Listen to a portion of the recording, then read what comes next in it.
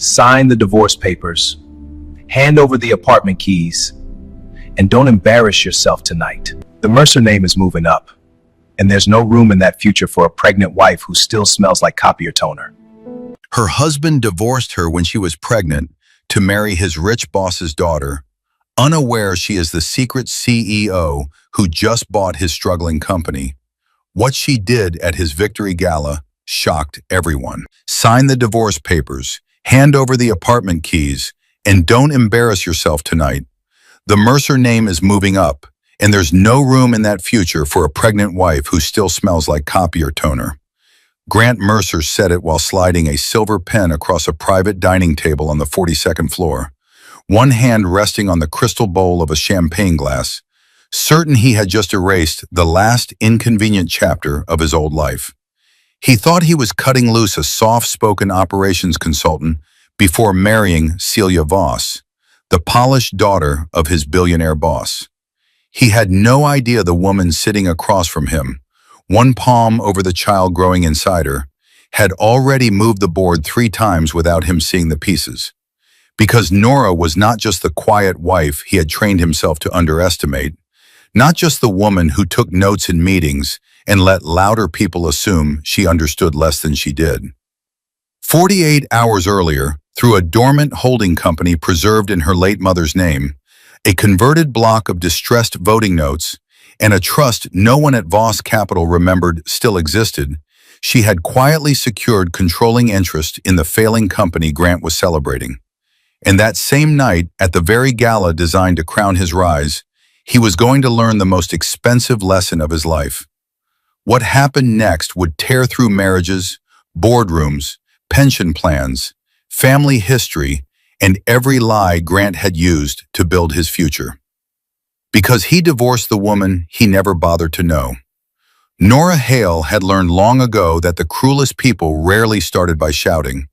They arrived polished, smiling, wearing French cuffs and a careful watch, and speaking in a tone so even that witnesses mistook damage for professionalism. That was how Grant Mercer, 36, ambitious, camera-ready in the rehearsed way of men who practiced confidence until it became costume, placed the divorce papers in front of her at Voss Capital's executive dinner, and spoke as if he were adjusting a quarterly forecast instead of cutting apart a family before it began. He did not mention the baby first. He mentioned optics. "The board already sees me differently," he said, tugging once at the sleeve of his navy jacket. "A messy home life right now would hurt timing. Not the child, not the marriage. Timing." Across the table, Nora tightened both hands under the linen until the tendons in her wrists stood out. She was 29, 6 months pregnant, and wearing the only dark green dress she could still breathe in after dessert service started. To everyone around them, she looked exactly the way Grant had taught them to see her. Quiet, useful, kind, peripheral. She had once handled schedules on the operations side. She brought soup when he worked late. She did not interrupt. That was his first mistake. He thought silence meant emptiness. Then Celia Voss arrived, 32, sharp-cheeked, pearl-skinned, carrying entitlement the way some women wore perfume. She did not take a chair. She stayed beside Grant's shoulder with one hand on the folder and a smile too narrow to be sincere. "Sign now," Celia said, tapping the papers with one lacquered nail. "It's cleaner before the gala season starts." There it was. Not grief, not shame, a deadline. Nora looked at Grant in search for even one surviving trace of the man she had married 3 years earlier in a courthouse hallway when they still split grocery store noodles and counted quarters for laundry. For 1 second, memory cut through her so sharply she had to breathe around it. Grant in a second-hand suit. Grant laughing in the rain. Grant saying, "When I finally make it, it'll be us against the world."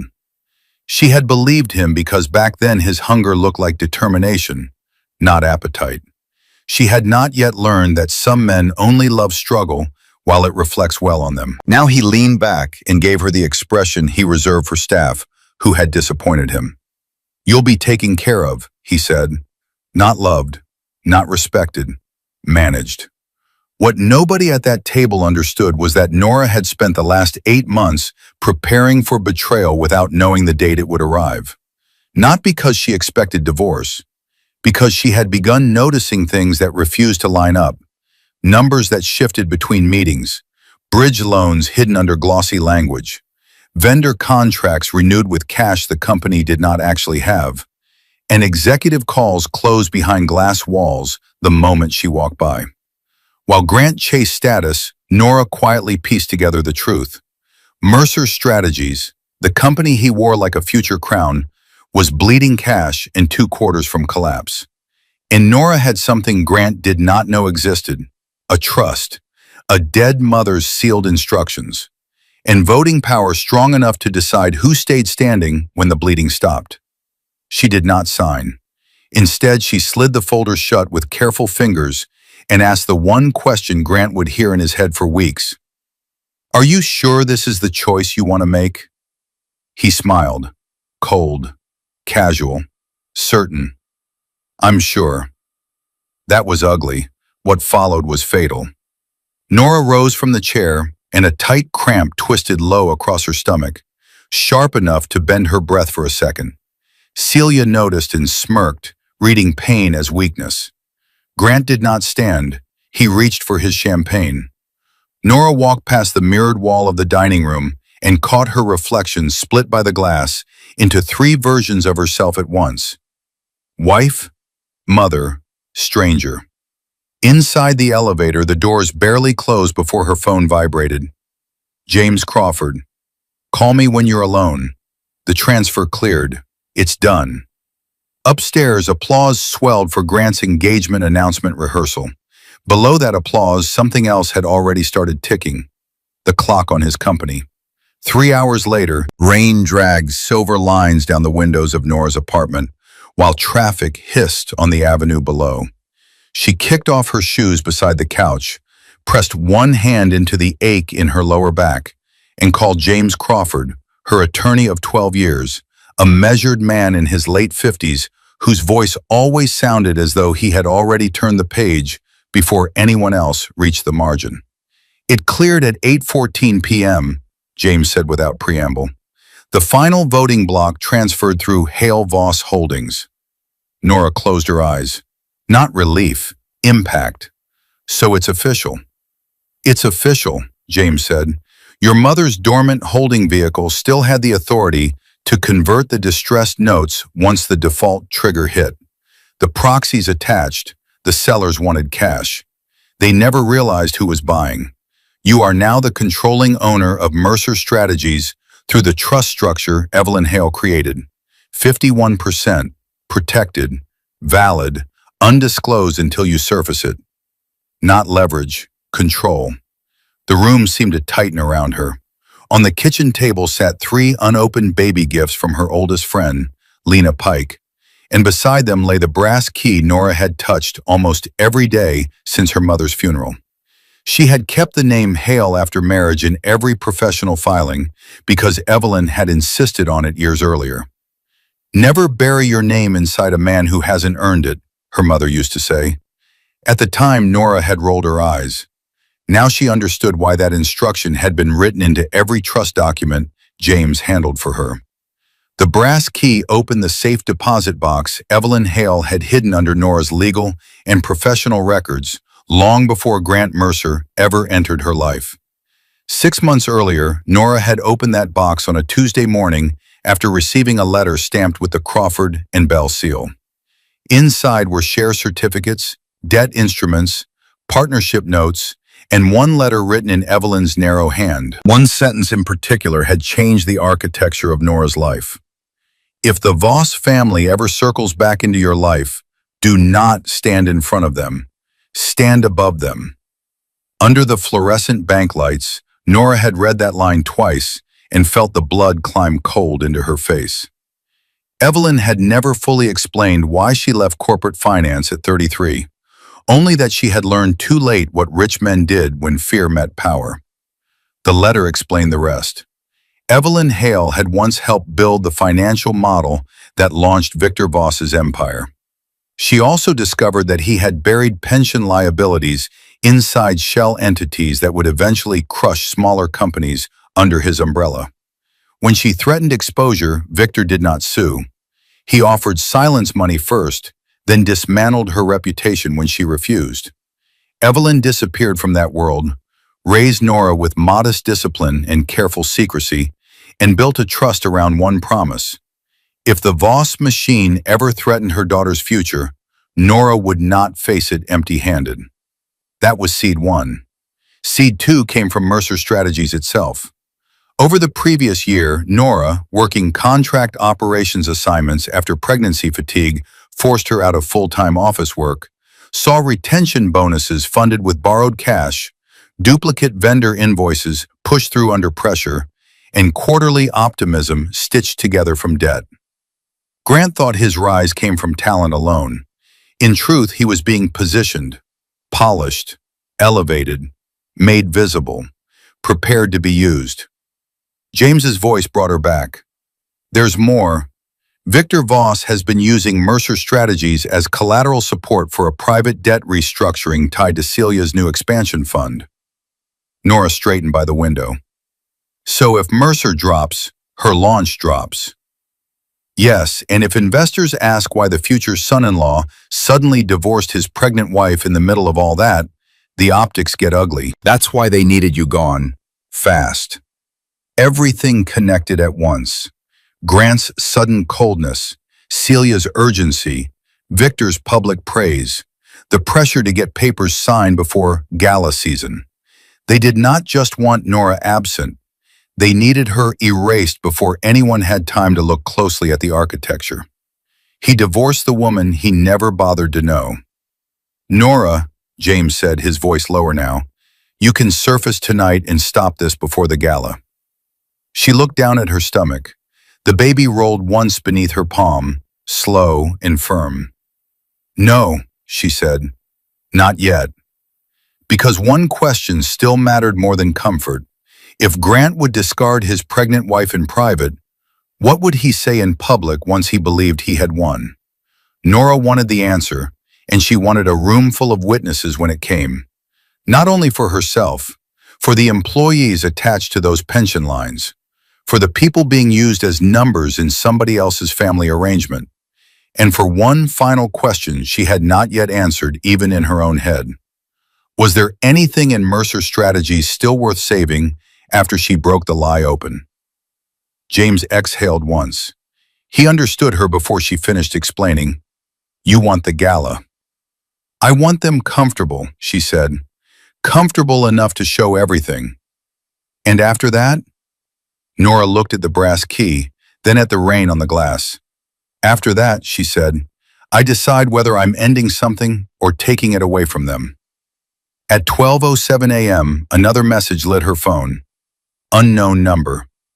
You should have signed. Public humiliation is harder to recover from. CV. Nora held the phone until the muscles in her jaw tightened. Then her laptop chimed.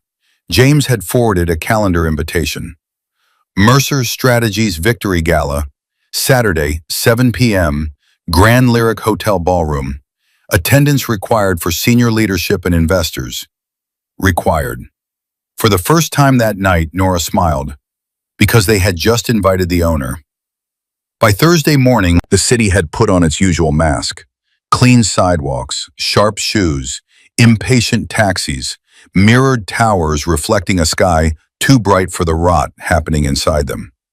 Nora stepped into the lobby of Mercer Strategies carrying a bakery box in one hand and a flat shoe tote in the other, the kind of harmless clutter people's eyes slid past without effort. That was how power moved best when it wanted to travel unnoticed. Her consultant badge still worked. Month-end revocation had not been processed yet. Sloppiness, not mercy. The receptionist gave her the polite half-smile reserved for people management had not yet decided how to classify. Nora had spent enough time in operations to know where records were stored, which analysts talked too much in elevators, which assistants heard everything, and which executives still treated administrative staff like decorative equipment. Not weakness, access. She was halfway to the archive corridor when Miles Duran stepped out of an elevator. 31, senior finance manager, shirts always overpressed, breath always faintly minty, nerves always one layer below the skin. He nearly fumbled his tablet when he saw her. "Nora, I thought—" His eyes dropped to her stomach, then snapped away. "I'm sorry." "For what?" she asked. He looked toward the glass conference rooms before lowering his voice. "For what's about to happen after Saturday." There, a crack in the wall. Nora shifted the bakery box to her other hand. "What's about to happen, Miles?" His throat worked once. "I shouldn't say." He stepped back, but fear had already told her enough. Fear made people generous before courage ever did. The archive room sat behind a coded door no one in compliance had bothered to reprogram since Nora's last operations audit. She keyed it in, stepped inside, and let the fluorescent hum settle over her shoulders. Gray file cabinets lined the room like headstones. Within minutes, she found amended vendor agreements, rollover notes attached to short-term debt, performance projections inflated by 18%, and one internal memo stamped confidential. Transition strategy after gala announcement. The words hit like cold metal. 3 phases. Phase 1, public announcement of Grant Mercer's engagement to Celia Voss. Phase 2, capital press release positioning Grant as future CEO. Phase 3, planned restructuring, including layoffs, asset divestment, and replacement of current board representation after the liquidity event. Grant thought he was marrying into power. In truth, he was being rented by it. Then she found another file. Separation Risk Assessment, G. Mercer. Nora stopped breathing for half a second. Prepared by outside counsel. Reputational exposure if Grant's pregnant spouse contested the divorce before investor events.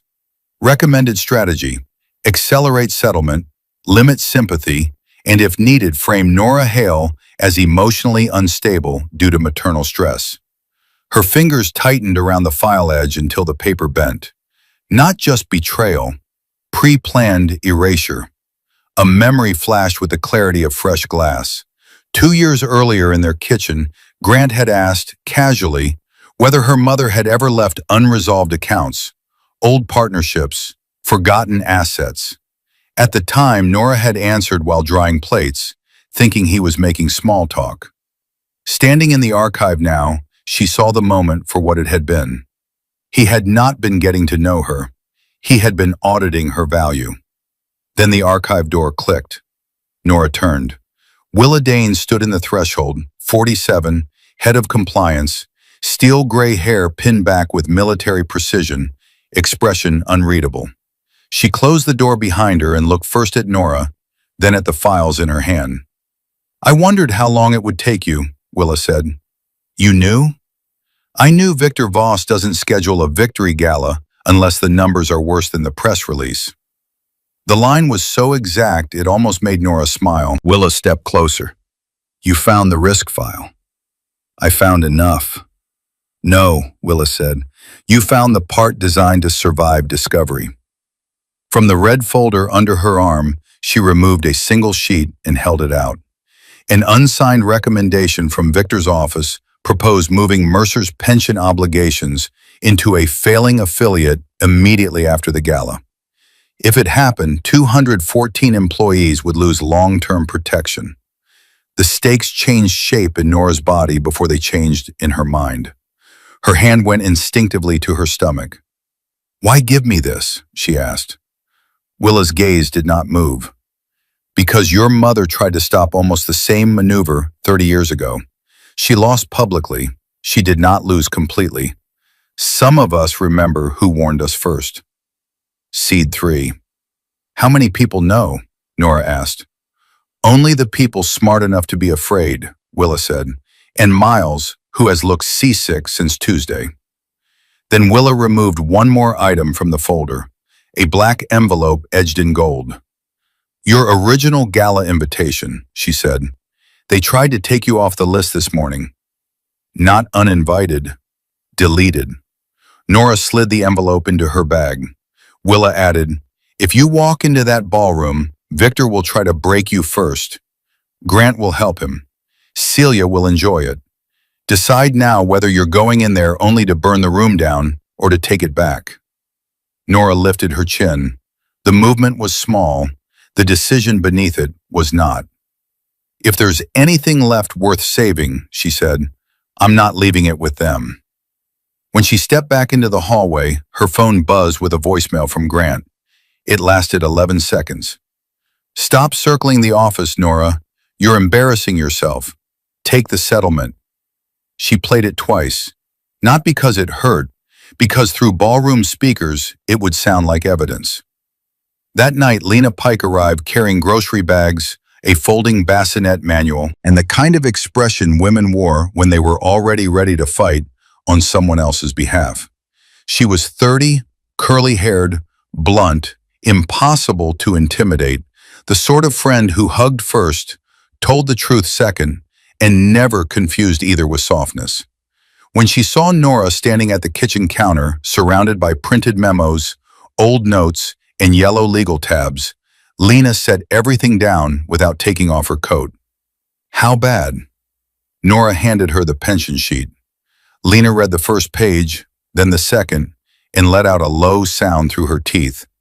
This stopped being rich people betrayal about 3 lines ago. "No," Nora said. "It's payrolls. It's retirement. It's families." Lena looked up sharply. "And your husband?" "Soon-to-be ex-husband."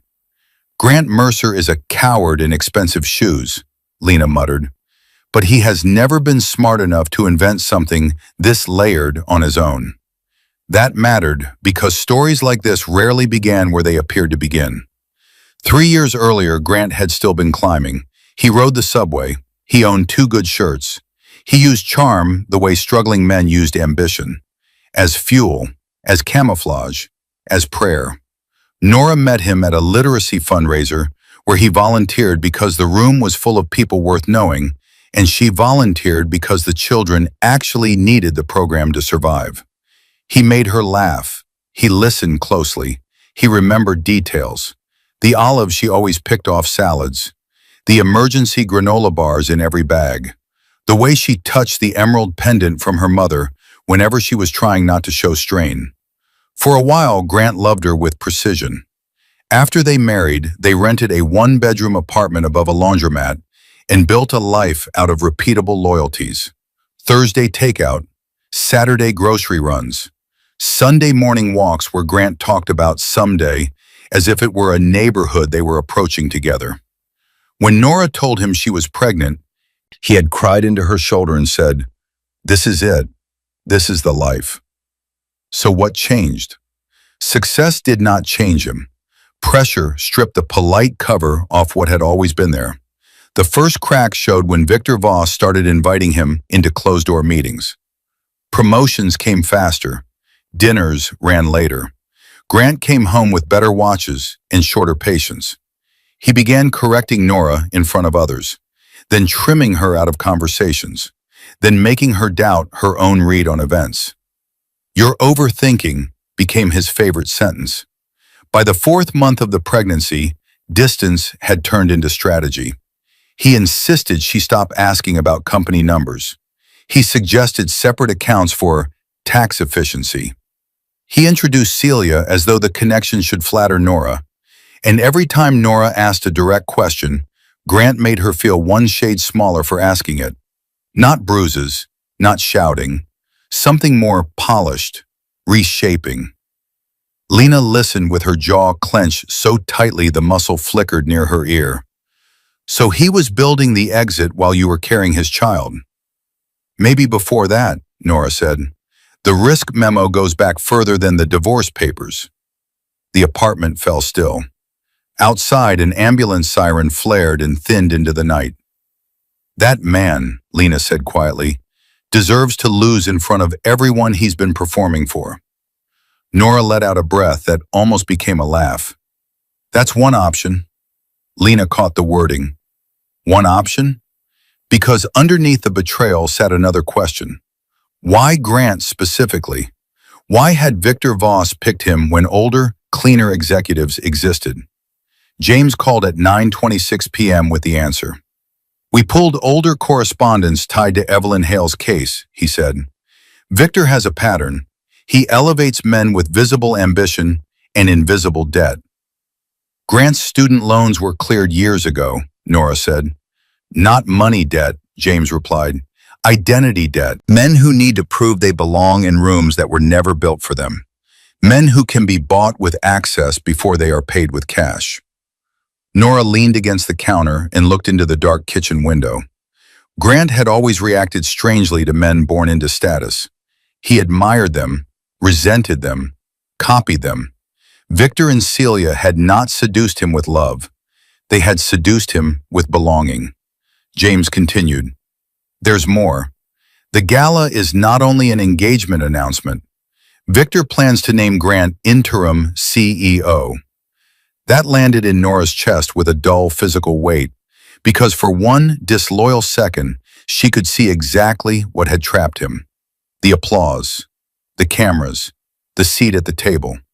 The version of himself he had been chasing since he was young enough to notice which boys had doormen and which boys didn't. He divorced the woman he never bothered to know. Lena touched Nora's arm. Stay with me. Nora nodded once. I am. At 10:03 p.m., a courier knocked. Inside the long white box was a custom maternity dress. Neutral cream. No note, only a receipt in Celia's assistant's name and a printed line on the store card. For the gala, in case you insist on attending. Neutral colors photograph less tragically. Lena stared at the dress, then at Nora. Tell me we are not letting her have the last visual. Nora folded the card once, then again. No, she said. We're letting her think she already does. After Lena went to put groceries away, Nora reopened her mother's final letter. One line buried halfway down the second page stopped her in place. The first humiliation is a test. The second is a role assignment. Never give them the second time.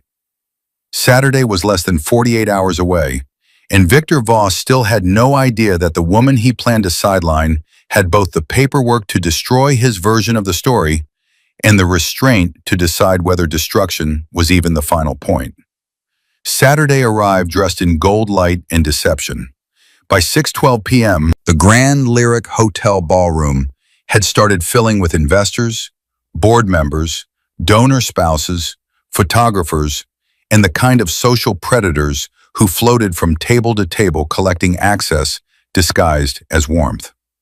Crystal chandeliers threw hard reflections across black marble. A string ensemble played near the stage beneath a massive screen that read, Mercer Strategies, a new era. Not hope, branding. Backstage, Victor Voss moved through the green room like a man checking a machine he believed already belonged to him.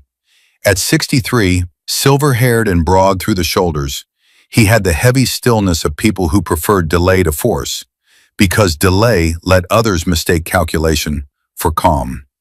Every hand he shook seemed to leave the other person leaning slightly toward him. Celia stood beside him in ivory silk, smiling with predatory patience. Across the room, Grant adjusted his tie for the third time in 2 minutes. He looked polished, but the polish sat on him like rented confidence. By then, he had left Nora 6 unread messages that day, each one sharper than the last. Not because he wanted reconciliation, because he wanted compliance. He needed her absent, quiet, concluded.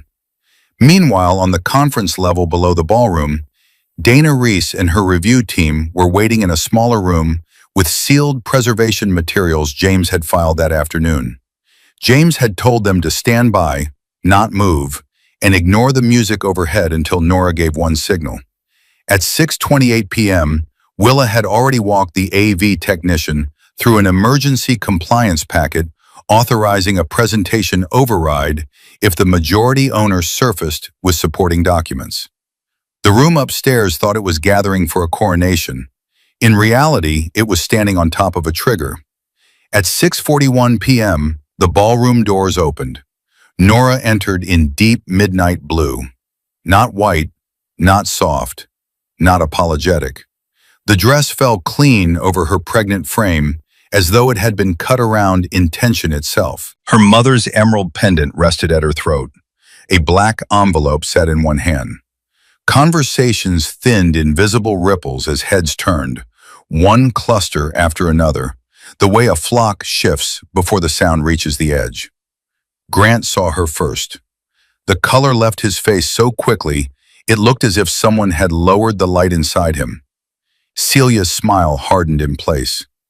Victor did not move at all, which was how Nora knew he had immediately started recalculating. That was the first fracture. The second came faster. As Nora crossed the ballroom floor, she passed executives who suddenly found their water glasses fascinating. She saw Miles Duran at the investor tables, sweat already darkening the edges of his collar. She saw Willa Dane standing by the stage drape, hands folded, looking like the only person in the room whose pulse had not changed. She saw photographers shift their positions, because elegant scandal always improved their odds of selling the morning shot. Grant intercepted her halfway to the stage.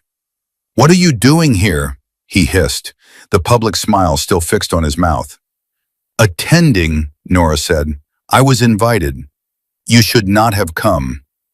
"Then you should not have invited me." For a beat, anger stripped the polish off his face. Then he lowered his voice. "Do not make a scene." He had detonated her life in private and was asking for manners in public. Nora leaned just close enough for only him to hear. "Grant, tonight is the scene." Across the room, the host announced the beginning of formal remarks. Applause gathered. Victor gestured once for Grant and Celia to move toward the stage stairs, but Grant stayed in front of Nora, caught between ambition and panic. "Nora," he said, trying a softer tone, "you're emotional. We can settle this Monday." She let silence sit there long enough to make him swallow. Then she asked, very quietly, "Did you mean it when you told outside counsel I could be framed as unstable because of maternal stress?" His pupils tightened. There, not denial, recognition. Victor approached then, bringing his public face with him. "Nora," he said, warm enough for nearby donors to be fooled, "I'm glad you came. We all want what's best for you." A practiced lie in a tailored voice. Nora met his eyes. "Do we?" Celia arrived a second later, fingers tight around her champagne stem. "This evening is about business. Don't turn it into performance." Nora glanced at the stage. "That would be difficult. It already is one." At 7:03 p.m., the room lights dipped. The MC called Victor to the podium. He stepped away, but not before giving Nora one last look, measured, transactional, almost curious, as though he was still deciding whether she could be bought before she had to be broken. Nora took her seat at table 17, the table reserved for non-essential guests. A waiter set down her water glass with hands that shook once against the stem. He recognized her from office holiday parties. He hesitated, then bent closer. "Ma'am," he whispered, "some of us are praying you ruin them." Then he was gone. On stage, Victor lifted one hand toward Grant and announced, "Tonight marks the beginning of a new chapter for Mercer Strategies." Applause broke across the room. Under the table, Nora unlocked her phone and sent one word to James. "Now." Victor Voss's voice filled the ballroom with expensive confidence. "In times of challenge," he declared, "companies need disciplined leadership, strategic vision, and the courage to evolve. Not truth, language dressed in truth's clothes." Behind him, the company logo dissolved into a glossy montage. Employees smiling in conference rooms, charts climbing in blue, Grant shaking hands with clients, Celia inspecting a new office fit-out, skyline shots, clean glass, curated success. At table 17, Nora kept her face still, even as her pulse beat high in her throat. The baby moved once beneath her ribs, a steady pressure, as if reminding her that there were now two lives inside every decision she made. Victor continued, And that is why I am proud to introduce the man who will help lead Mercer Strategies into its next era. Grant rose to applause. Real from some, obligatory from others. Tight and frightened from a few who had already seen enough numbers to know that a stage could also be a trap. As he walked to the podium, Nora saw the man she had once loved flicker briefly through the movement. The straightened shoulders, the hopeful lift of the jaw, the boy who had wanted to be noticed by every room that overlooked him. For half a breath, pity touched her. Then he smiled at Celia, looked past Nora as though she were upholstery, and whatever softness remained left her body. Grant began with gratitude. Victor, Celia, investors, team, opportunity, leadership. Words stacked smoothly, each one polished by rehearsal. Then he delivered the line that changed the shape of the room. Some chapters, he said, must close so stronger ones can begin. He did not look at Nora. He did not need to. People shifted in their seats. Several heads turned toward table 17. The room became alert in a new way. Scandal sharpened attention better than champagne ever could. And then the screen behind him flickered. Once, twice. The montage disappeared. A new image filled the wall-sized display. A document header stamped, "Confidential." Silence hit the ballroom so hard it felt physical. Grant turned first. Victor froze half a step from his chair. Celia's fingers stalled in midair. On the screen, in type large enough for every board member, journalist, spouse, and donor to read, Separation Risk Assessment, G. Mercer. Recommended narrative, emotional instability related to maternal stress. The first gasp came from the tables near the dance floor, the second from the back near the press riser. Then a rolling wave of shocked intake moved across the room as eyes leapt from the screen to Grant to Nora and back again. Grant lunged toward the podium monitor. "Turn it off!" But the technician did not. The override had already been authenticated through compliance and emergency board authority. Next slide. Transition strategy after gala announcement. Layoff model, 63 positions. Pension liability transfer target, 214 employees. No one applauded now. The only sounds were the low hum of the projector fans and the metallic crack of a fork hitting tile near the kitchen door. Victor strode toward the AV station with violence finally visible in the set of his shoulders. But Willa Dane stepped into his path. She did not raise her voice. She did not need to. "Sit down, Victor," she said. For the first time all night, the room heard someone address him like a man who could be stopped. Grant looked for Celia. Celia looked for her father. The audience looked at Nora. There it was, private strategy becoming public knowledge. Nora stood, not frantic, not shaking, deliberate. A standing aisle microphone had been set for later audience questions. She reached it before security could decide who exactly they were supposed to obey. Her voice carried cleanly across glass, linen, and breath-held silence. "You wanted stronger chapters," she said. "So let's stop pretending this one started tonight." Victor recovered first, at least enough to try. "This woman is emotionally distressed and circulating stolen company material."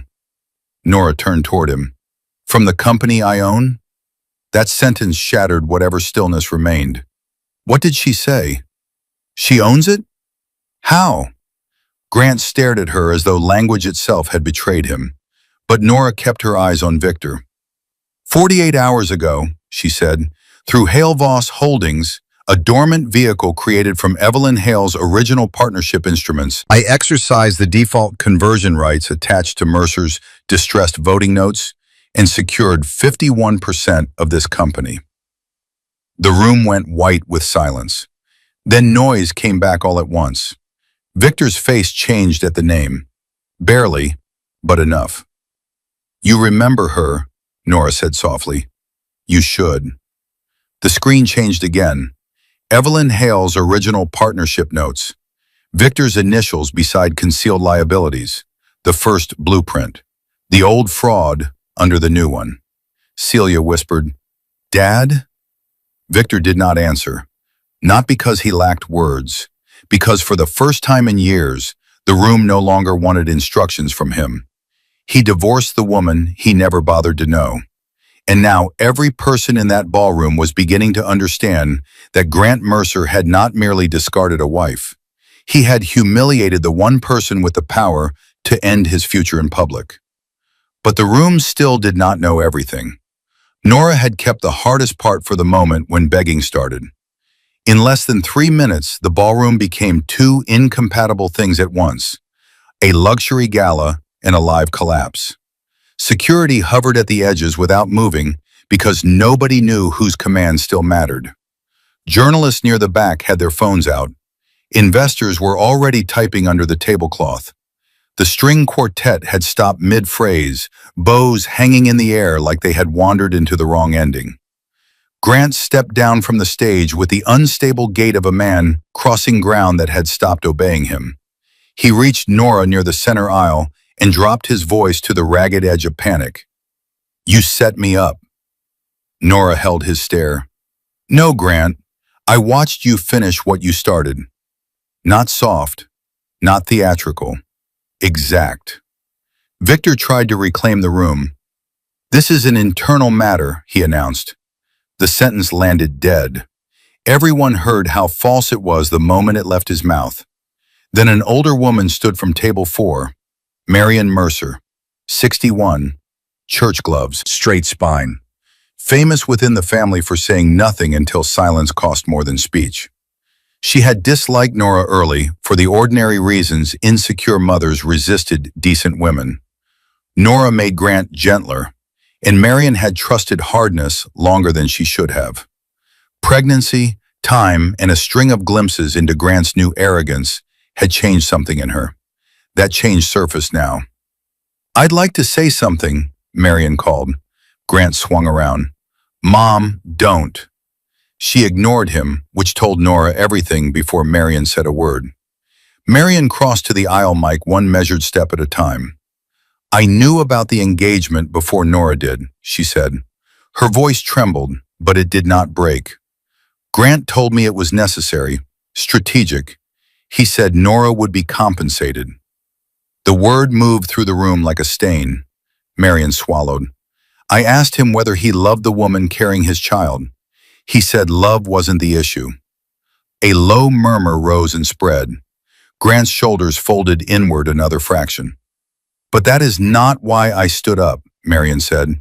She turned toward Victor, then toward the image of Evelyn Hale's notes still burning on the screen. 30 years ago, I worked one summer as a temporary typist at Voss Financial. I typed letters I was told not to read. One woman came into that office twice demanding someone stop moving retirement obligations into new entities. She frightened the room because she was right. Her name was Evelyn Hale. Nora's pulse hit once, hard, against the inside of her throat. Marion reached into her evening bag and removed a yellowed carbon page folded into quarters. "I kept this because I was young and scared, and because that woman's face never left me after I watched them dismiss her. I never thought I would see her name again." James moved quickly to take the page. Once projected, it showed an internal directive referencing containment after Evelyn's objections. Victor Voss's signature sat at the bottom. Celia's face drained of color. "Dad, tell me that is not real." Victor's silence answered before his mouth did. Now the room was asking the only question that mattered. If Victor had hidden one liability scheme 3 decades earlier and was preparing to repeat it, how many careers, retirements, and marriages had been built on the same design? Nora took the microphone again. "My mother died with her reputation damaged and her warning ignored," she said. "She left me protection because she knew this cycle would come back for someone else." Grant stared at her as though trying to build a new version of her out of whatever pieces his mind could still hold. "Why didn't you tell me?" The audacity of the question made half the room go still again. Nora let out one short, joyless laugh. "When? Before or after you had lawyers call me unstable?" From the back, Lena said, "There it is," loud enough for 3 nearby tables to turn. James stepped forward and handed Nora a sealed folder embossed with the Mercer Strategies board insignia. Grant saw it and went pale in a new and deeper way. Because he finally understood that ownership was only the first blade. Control needed signatures. Nora opened the folder, scanned the first page once, and read aloud. Effective immediately, pending ratification under Bylaws Section 8.4, Grant Mercer is suspended from executive authority for conduct materially harmful to the company, its employees, and its stakeholders. Gasps rose again, not from disbelief this time, from the realization that every layer of the night had been built in advance. Victor surged a step closer. "You cannot do that alone." "No," Willa said from the stage. "She did it with the signatures of board members you misled and a compliance record you hoped no one would surface." Victor turned sharply toward the investors. "This is coercion." Helen Sutter, founder of Sutter Pension Group, stood from her table in a charcoal gown and said, "No, Victor, this is discovery." The sentence landed colder than yelling ever could. Grant opened his mouth, closed it, opened it again. His eyes had changed. The anger was still there, but panic had outrun it. And he still did not understand the deepest insult of the night. He thought losing the title was the punishment. He had not yet realized the title itself had always been bait. When the ballroom doors opened and 6 legal officers entered carrying binders and preservation packets, every remaining illusion in the room took one visible step toward death. The legal team crossed the ballroom in a straight line, their shoes nearly silent on the carpet, but silence followed them louder than the band ever had. At their center walked Dana Reese, state corporate investigator, early 40s, dark suit, clipped voice, unblinking posture. She looked like the sort of woman wealthy men routinely underestimated right before paperwork ended their week. She did not look at Victor first. She looked at Nora. "Ms. Hale," Dana said with a brief nod, "we received the supplemental documentation and the preservation trigger." Then she turned to the room. "By request of the controlling owner, with supporting compliance materials and evidence of potential fraud, pension endangerment, and investor misrepresentation, relevant Mercer Strategies and Voss-affiliated records are now subject to formal preservation review." Every executive in the room understood the translation. Freeze, seizure, exposure. Victor's face hardened into something stripped of polish. "You are grandstanding over incomplete information." Dana did not blink. "Then you should welcome complete review." Not loud, worse, final. Grant's unraveling, which had started quietly, finally became visible. "Victor," he said, voice low and raw, "you told me this was temporary cash positioning." There it was, the sentence that stripped him bare. He had not been a partner. He had been a tool with a title. Victor turned toward him with open contempt, now that performance no longer mattered. "And you believed what was convenient." That landed harder on Grant than the suspension. All night he had thought his collapse came from Nora's revenge. In that instant, he discovered the deeper humiliation. The people he betrayed Nora for had never respected him enough to tell him the whole plan. Not family, instrument. Celia stepped back from both men as if distance itself could separate her from consequence. "I didn't know about the pension transfer," she said, voice cracking. "Dad, tell them I didn't know." Maybe she had not known all of it. Maybe she had known exactly enough to proceed. In rooms like this, innocence often arrived in fractions. At the center of the room, Nora felt something steadier than triumph settle through her. Clarity. All the major loops were closing now, but one remained. What would she do with the power she held over Grant personally? Grant turned to her at last, not as husband, not as executive, not even as opponent, but as a drowning man looking for the nearest solid edge. "Nora, please." That one word changed the emotional temperature of the room. The same guest who had watched him sideline her, correct her, erase her, now watched him angle himself toward the woman he had tried to discard like old paperwork. He lowered his voice. "We can fix this." Nora looked at him for a long second. "You mean I can?" He inhaled sharply, did not deny it. A memory returned with painful precision. Their first ultrasound. Grant gripping her hand so tightly she laughed and told him he was crushing her fingers. He had kissed her forehead and whispered, "I'm going to deserve this family." Standing in the ballroom now, Nora understood the tragedy with terrible clarity. It was not simply that he had failed to deserve it, it was that he had stopped trying. James leaned close enough for only her to hear. "The board is ready for your decision." The final packet contained two paths. 1. Immediate public termination and civil referral against Grant with Victor. 2. Remove Grant, preserve the evidence chain against Victor, and allow Grant future consideration only if he cooperated completely, repaid what he had improperly benefited from, and put his obligations to his child in writing before dawn. Vengeance and justice had stopped being the same thing. Nora lifted the microphone one final time. "Grant Mercer divorced his pregnant wife to marry into money and power," she said. "He thought he was leaving behind a burden. He was walking away from the only person in this room who had chosen him before he was useful." No one moved.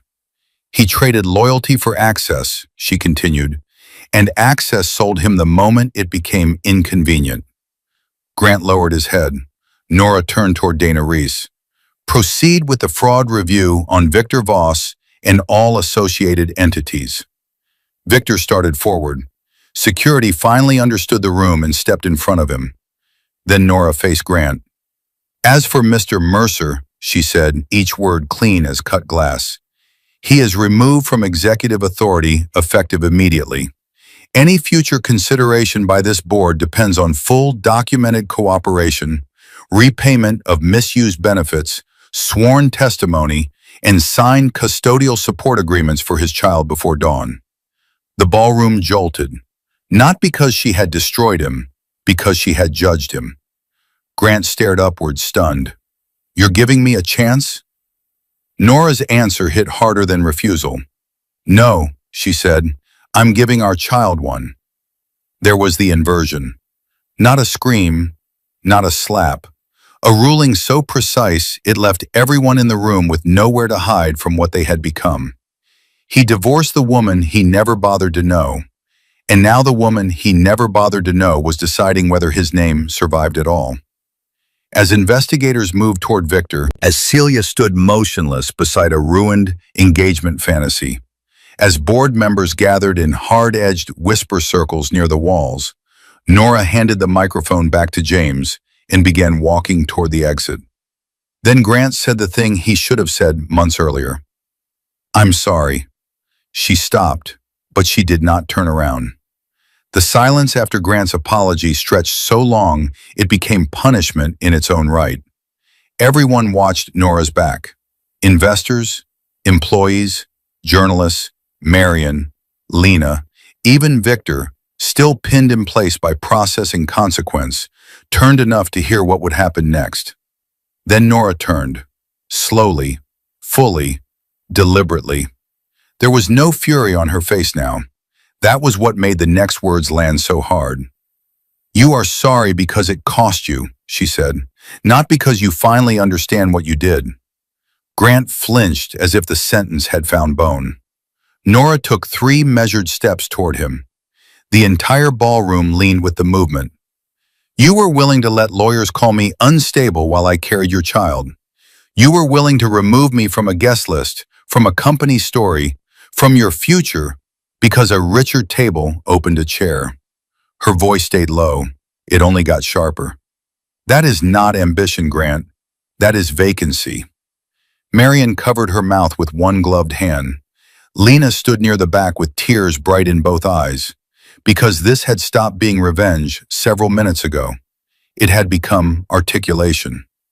Every person in the room who had ever been managed, minimized, explained away, or made convenient was hearing the truth said out loud. Grant's shoulders dropped another inch. I know. No, Nora said. You know you got caught. The contrast cut cleanly through the room. Behind them, Victor was demanding counsel. Celia had sat down without seeming to notice the chair beneath her. Willa was already in conversation with 3 board members and 2 pension representatives. The company was moving on in real time. New gravity, new center. Then James handed Nora one more sheet. The preliminary emergency vote. Helen Sutter and 2 major pension trustees had agreed to support Nora's interim restructuring authority if she accepted temporary operational control during the investigation. Majority owner was one thing, acting chief executive was another. The room had barely absorbed the first reversal, and now the second one sharpened it into something larger. Nora had not entered the gala merely to expose the people who had tried to bury her. She was about to decide whether she would lead what remained after the lie was stripped off. James leaned in. If you accept, the draft goes out tonight. That was the question seated beneath everything else. Was Nora here only to destroy, or was she here to build? She looked around the room, at staff members who had spent the evening bracing for layoff language they had not yet seen, at investors who finally understood what had nearly been hidden beneath their applause, at Marion trembling with a shame she could no longer fold back into silence, at Grant standing there without costume, title, or excuse. Then she looked down at the curve of her belly. Her mother had not built that trust so Nora could inherit rage. She had built it so Nora could interrupt a cycle. Nora lifted her chin. Draft the acceptance. The response moved through the room like a visible current. Grant heard it too. You're taking the company? No, Nora said, and for the first time all night, a hard glint of humor touched her mouth. I'm keeping it from the people who almost buried it. Dana Reese approached and handed Victor's counsel a seizure notice, while camera flashes burst white near the ballroom entrance. Ms. Hale, Dana said, we will need full statements by morning. You'll have them. Then Marion stepped in front of Nora, tears finally cutting through the powder at the corners of her face. I should have protected you when I saw what my son was becoming. Nora held her gaze for a beat. You can still protect someone. Marion's eyes dropped to Nora's stomach. Understanding moved across her face slowly, painfully, and then settled. I will, she whispered. At 8:56 p.m., Nora took the stage once more. Not for spectacle, for direction. Mercer Strategies employees will receive full payroll protection while the board completes review, she said. No pension transfers will proceed. No layoff notices drafted under the prior plan will be honored.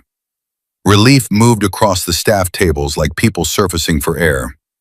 And beginning Monday, she continued, an independent audit office and employee reporting line will open under outside review. There, not only burning, building. Victor shouted something about defamation as security redirected him toward a private exit. Almost no one turned to look. That may have been the deepest wound of the night. Not exposure, irrelevance. Grant remained where he stood, attention and authority gone from him at the same time. The applause he had imagined for himself had shifted, without permission, towards someone else. Nora met his eyes one final time. For the record, she said, the apartment keys stay with me. A small line, a devastating callback. The room released a brief, sharp laugh. Not mockery alone, recognition. The first command he had thrown at her had circled back and broken in his own hands. Then Nora stepped down from the stage and walked out of the ballroom beside James, Lena, and Willa, while cameras burst white at the doors. Behind her, the gala continued, but not for Grant, and not in any way the Voss family had planned.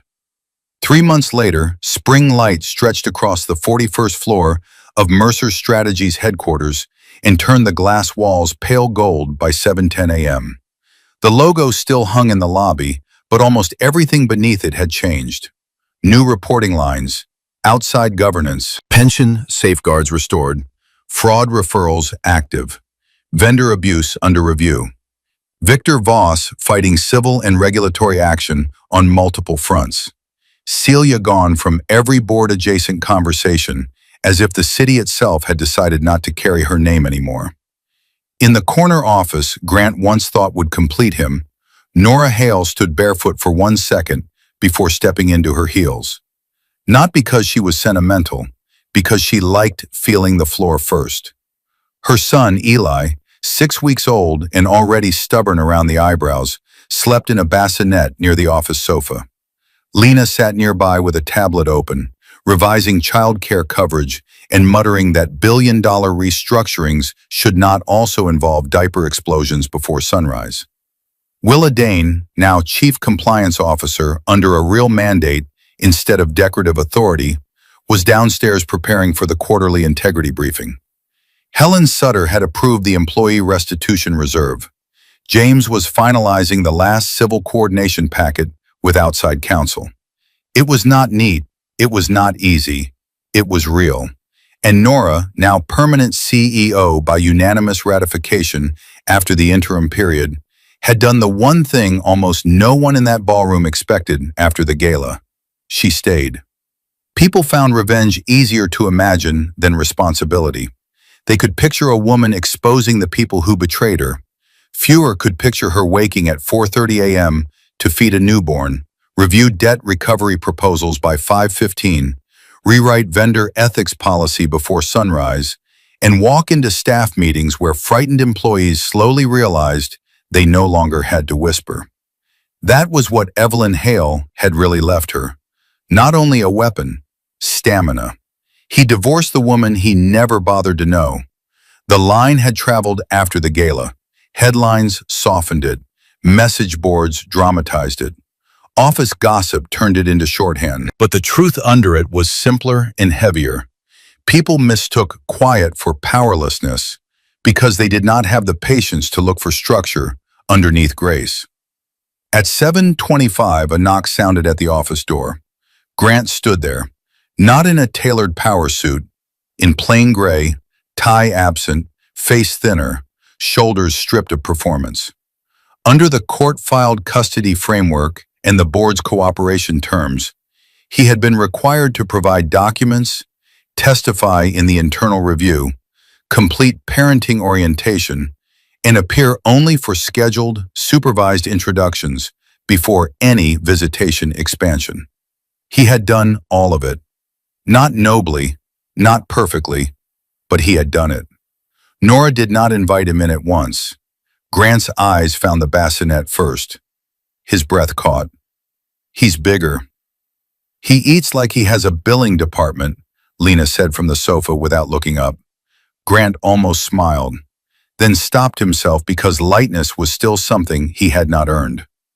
"I'm here for the 7:30 legal meeting," he said, "and for the supervised 5 minutes before that, if that's still all right." Nora looked at the clock, then nodded once. He stepped into the room carefully, like a man entering a space built entirely out of consequences. When he looked down at Eli, the expression he usually reached for did not arrive fast enough.